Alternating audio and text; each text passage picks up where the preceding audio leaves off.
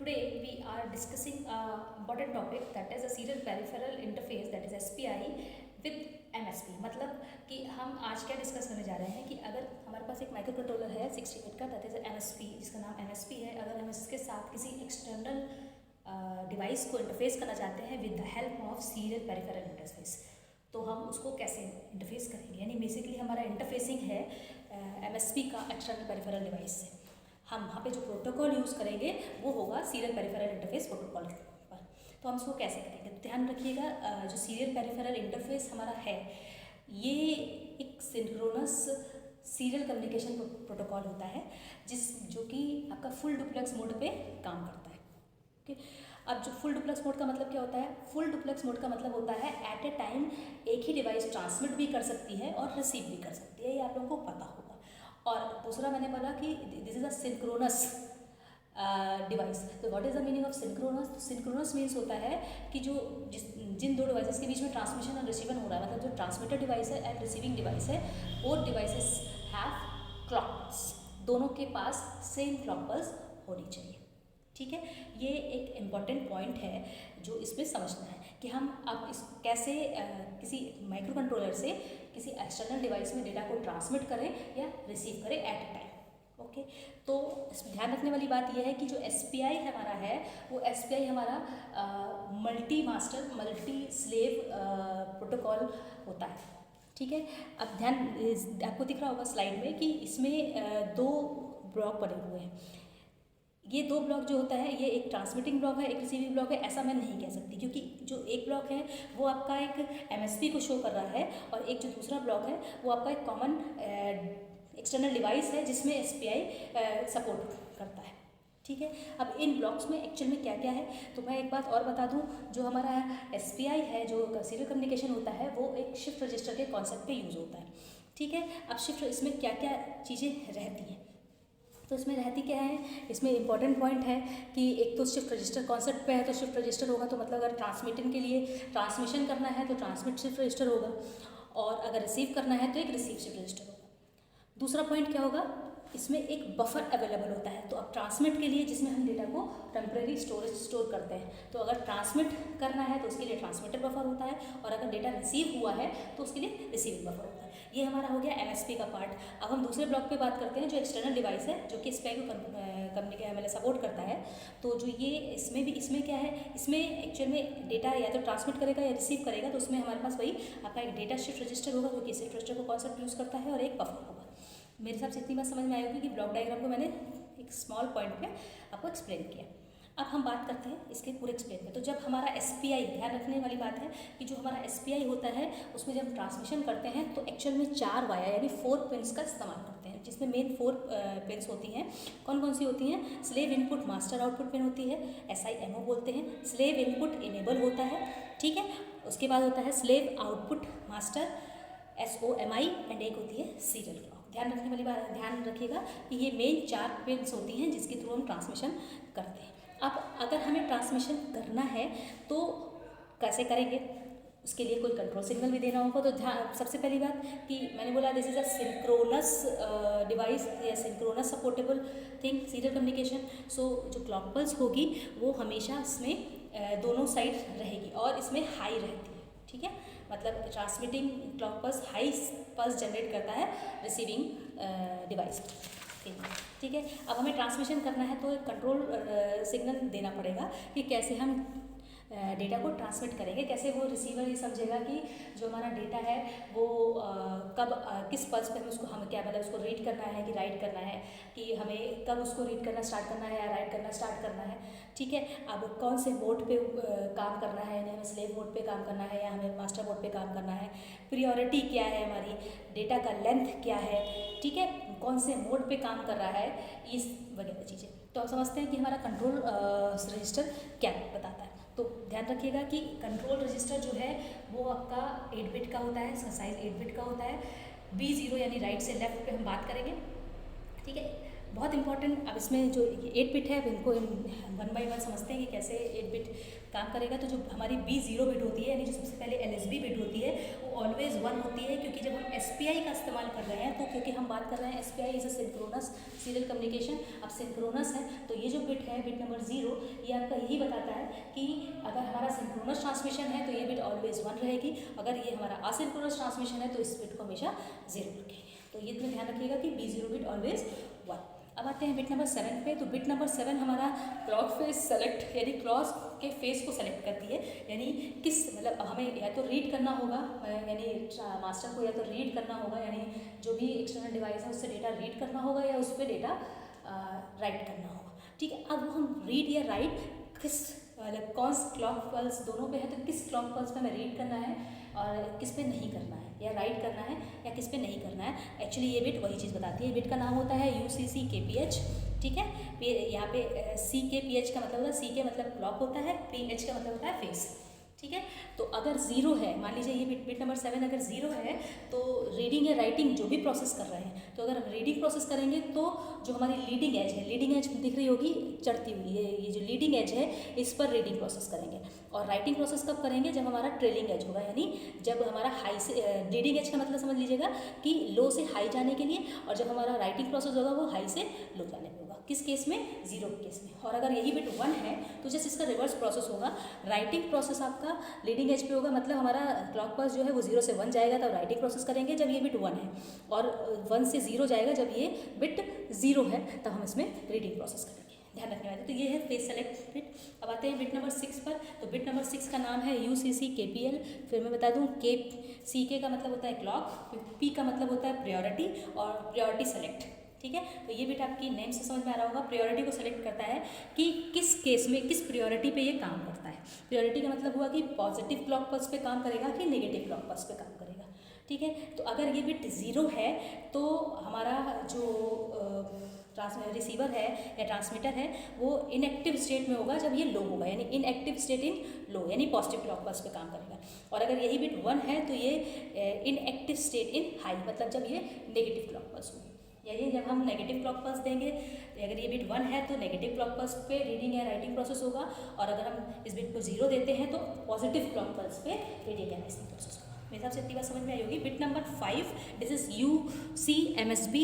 तो ये bit actual में क्या बताता है कि हमें कौन सी बिट पहले सेलेक्ट करनी है, मतलब जो हमारे पास डेटा रिसीव हो रहा है या हमें ट्रांसमिट करना है, तो उसमें हमें पहले क्या भेजना है, पहले LSB को भेजना है कि पहले MSB को भेजना है।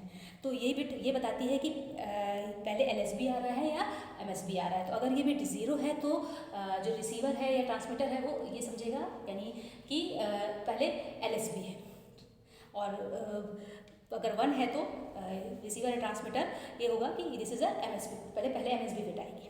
ठीक है, अब आते हैं बिट नंबर 4 पे। मेरे ख्याल से बिट नंबर 5 में इतनी बात समझ में आई होगी कि जैसे एक्चुअली क्या होता है, माइक्रो कंट्रोलर या तो रीड करता है, भाई देखिए एक्सटर्नल डिवाइस तो हमारी जो है वो रीड राइट करेगी नहीं, एक्सटर्नल डिवाइस पे या तो रीडिंग प्रोसेस होगा या राइटिंग प्रोसेस होगा। ठीक है, तो अगर रीडिंग प्रोसेस है, राइटिंग प्रोसेस है, तो कैसे रीड करना है, मतलब हमें कैसे पता चलेगा कि LSB से स्टार्ट हो रहा है, मतलब माइक्रो कंट्रोलर कैसे पता चलेगा कि LSB से स्टार्ट हो रहा है कि MSB से स्टार्ट हो रहा है। मुझे उम्मीद है कि इतनी बात समझ में आ गई होगी। Okay, next bit that is bit number 4। तो थोड़ा सा इसमें क्रॉस है, ध्यान रखिएगा। बिट नंबर 4 का नाम है UC7 बिट। तो UC7 बिट एक्चुअली ये जो बिट है ये बताती है कि कितना साइज़ का हमारा जो डेटा है, जो इन्फॉर्मेशन है वो हमें कितने साइज़ की है, वो ये बिट बताती है। अगर ये बिट 0 है तो जो रिसीवर है वो ये समझता है कि हमारे पास जो डेटा आएगा वो 8 बिट का होगा, क्योंकि आपको ये पता होना चाहिए जो भी हमारा डेटा होता है वो केवल डेटा नहीं ट्रांसमिट किया जाता, उस डेटा के साथ कुछ एक्स्ट्रा सिग्नल्स को भी भेजा जाता है, यानी एक्स्ट्रा बिट्स भी जाती हैं। ठीक है, वो एक्स्ट्रा बिट कौन सी होती है, स्टार्ट बिट होती है कि कहाँ से स्टार्ट करना है, स्टॉप बिट होती है, या आपकी प्रायोरिटी बिट होती है। ठीक है, पैरिटी बिट होती है। ठीक है। तो अगर ये बिट नंबर 4 आपका 0 है तो 8 बिट का डेटा होगा, अगर बिट नंबर 4 1 है तो 7 बिट का डेटा रिसीव होगा। मेरे हिसाब से बिट नंबर 4 समझ में आ गया होगा। बिट नंबर 3 पे आते हैं तो इसका नाम है UCMST। एक्चुअल में ये सेलेक्ट करता है कि हमारा जो रिसीवर या ट्रांसमीटर है वो मास्टर मोड की तरह काम कर रहा है कि स्लेव मोड में काम कर रहा है। तो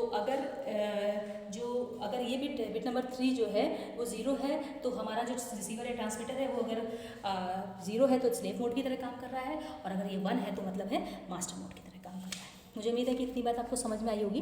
नेक्स्ट आगे बढ़ते हैं आगे, that is bit number 2 and bit number 1। तो बिट नंबर 2 और बिट नंबर 1 ये कंबाइन यूज़ करी जाती है क्योंकि ये मोड सिलेक्शन का काम करती है। मोड सिलेक्शन तब होता है जब बिट नंबर 0 पे हमारा जो है 1 होता है। बिट नंबर 0 जब 1 होगी यानी सिंक्रोनस में ट्रांसमिशन हो रहा है तब ये मोड के सिलेक्शन पे बात करता है कि किस तरीके से एक्चुअली किस मोड पे कितने पिन्स के साथ इसको ट्रांसमिशन में यूज़ करना है। तो जब बिट नंबर 2 और बिट नंबर 1 दोनों 0 होती हैं तो जो हमारा SPI है, हमने बताया SPI में 4 पिन्स यानी 4 लेंथ को यूज़ करते हैं। तो ये जो SPI है एक्चुअली 3 पिन को यूज़ करती है, चौथे पिन को यूज़ नहीं करती। जब ये 0 और 1 है यानी बिट नंबर 2 0 है, बिट नंबर 1 जो है वो आपका 1 है, तो ये 4 पिन यानी चारों पिन ट्रांसमिशन में इस्तेमाल होंगी। साथ में क्या होगा कि ये पॉजिटिव क्लॉक पल्स पे काम करेंगे, ठीक है। अगर ये चीज़ 1 0 है, 4 मोड है ना, तो अगर बिट नंबर 2 1 है और बिट नंबर 1 इज़ 0 तो ये सिर्फ 4 पिन ही यूज़ करेगा, यानी चारों लाइन्स अपनी यूज़ करेगा। बट यहाँ पे जो आपकी क्लॉक पल्स होगी वो एक्टिव लो होगी, मतलब नेगेटिव क्लॉक पल्स यूज़ होगी। और अगर ये 1 1 है तो ये I2C प्रोटोकॉल को फॉलो करेगा, यानी similar to I2C protocol work करेगा, ठीक है। ये हम नेक्स्ट लेक्चर में आपको बताएंगे कि I2C प्रोटोकॉल एक्चुअल में क्या होता है। मुझे उम्मीद है तो कि आपको इतनी बात समझ में आई होगी। बिट नंबर 0 आपको मैं बता चुकी हूँ, ये क्या बताता है कि सिंक्रोनस ट्रांसमिशन हो रहा है या असिंक्रोनस ट्रांसमिशन होता है। सिंक्रोनस ट्रांसमिशन है, इसका मतलब है कि आपका दोनों में क्लॉक पल्स नेसेसरी है और असिंक्रोनस में क्लॉक पल्स की कोई नेसेसिटी नहीं होती। अब हम समझते हैं कि एक्चुअल में डेटा ट्रांसमिशन होता कैसे। अभी तो हमने ये जान लिया कि कितनी लाइन्स यूज़ होती हैं, कैसे ट्रांसमिशन के लिए क्या क्या रिक्वायरमेंट है, कितनी लाइन्स हैं, क्या कंट्रोल सिग्नल या कंट्रोल वर्ड देंगे हम, ठीक है। अब ये हम एक्चुअली समझेंगे कि डेटा एक्चुअली ट्रांसमिट होता कैसे है। तो पहले तो ये समझ लिया कि जो हमारा SPI है, मैंने बताया कि ये शिफ्ट रजिस्टर के कॉन्सेप्ट पे यूज़ होता है, ठीक है। अब कैसे होता है तो वर्किंग पे आते हैं। यहाँ से ये वर्किंग है, that is a working part कि कैसे ट्रांसमिशन हो रहा है। सॉरी, मैं आपको दूसरे कलर से इसको दिखला देती हूँ। वर्किंग यहाँ से शुरू हो रही है, ठीक है। तो जब हमारा जो मास्टर है, अब मास्टर कोई भी हो सकता है, ठीक है, वो कैसे सेलेक्ट हो रहा है, वो कंट्रोल वर्ड से सेलेक्ट हो रहा है। तो अगर सेलेक्ट हो गया कि मास्टर कौन सा है और स्लेव कौन सा है, तो जो हमारा मास्टर है वो मास्टर जब ट्रांसमिट करना चाहता है, मान लीजिए मास्टर जो है वो डेटा को ट्रांसमिट करना चाहता है स्लेव को, तो वो क्या करेगा, उस ट्रांसमिट करने के लिए जो हमारा स्लेव पर जो हमारा SPI है उसकी जो सीरियल क्लॉक होती है उसको ऑलवेज उसको हाई कर देगा, ठीक है। जैसे ही उसको वो हाई करेगा तो जो हमारा डेटा है, कहाँ पे डेटा है, डेटा हमारा है शिफ्ट रजिस्टर में। कहाँ है, शिफ्ट रजिस्टर में, ठीक है। शिफ्ट रजिस्टर में जो डेटा है हमारा, वो डेटा जो है कहाँ चला जाएगा, वो ट्रांसमिट होगा। तो वो एक्चुअली किसके थ्रू ट्रांसमिट होगा, स्लेव इनपुट मास्टर आउटपुट वाली लाइन पे जो है पुल कर दिया जाएगा। मैंने क्या लिखा है, then whenever the master transmit data then SCLK is high, ठीक है। then pull the data in the shift register, then it shift into slave input master output। मैंने बताया 4 लाइनें होती हैं, तो slave input master output पे जो डेटा है वो शिफ्ट रजिस्टर से ट्रांसमिटर शिफ्ट रजिस्टर से उस लाइन पे पुल अप यानी धकेल दिया जाएगा। उसके बाद जो डेटा है वो मूव करेगा शिफ्ट रजिस्टर को, और उसके बाद क्या होगा, then after it is moving into a buffer में चला जाएगा, ठीक है। ट्रांसमिट कहाँ जाएगा, इस बफर में चला जाएगा, ओके। मेरे ख्याल से इतनी बात समझ में आई होगी। अब जो प्रोसेस है इसके थ्रू, इस प्रोसेस में क्या होगा, मैंने क्या बताया आपको प्रोसेस, कि हमारा जो डेटा है किसी शिफ्ट रजिस्टर में पड़ा हुआ है, उस शिफ्ट रजिस्टर से जैसे ही क्लॉक पल्स हाई होती है, उस शिफ्ट रजिस्टर से डेटा जो है वो serial input slave input master output line पे पुल कर देता है, और उससे ये डेटा कहाँ पहुँच जाता है, shift register data shift register slave वाले जो रिसीवर पॉइंट है उस पर पहुँचता है, ठीक है, रिसीव होता है। तो ये प्रोसेस क्या है, जब मास्टर आपका डेटा सेंड करना चाहता है स्लेव को। अगर अब दूसरा इसी में ही कि अगर जो हमारा स्लेव है वो मास्टर को डेटा रिवर्स भेजना चाहता है तो कैसे भेजेगा। तो क्या करता है, similarly whenever the receiver wants to transmit data, the data is shifting to shift register. तो जो डेटा ट्रांसमिट करें उसको वो शिफ्ट रजिस्टर पे भेज देंगे, यानी कहाँ भेज देंगे, इस शिफ्ट रजिस्टर पे आ जाएगा। ठीक है, इसके बाद क्या होगा, then it is moving into a slave output master input line. आपको मैंने 4 लाइनें बताई थी। अभी पहले जब मास्टर ट्रांसमिट कर रहा था तो slave input master output line पे जा रहा था। अब जब स्लेव ट्रांसमिट कर रहा है तो slave output master input line का इस्तेमाल हो रहा है। ठीक है, यानी वो अपना डेटा कहाँ भेजेगा, slave output master input line पर। और रिसीव जब ये ट्रांसमिट भेज देगा, पुल कर देगा, तो डेटा ट्रैवल करेगा, ट्रैवल करके कहाँ पे रिसीव होगा, मास्टर डिवाइस पे रिसीव होगा।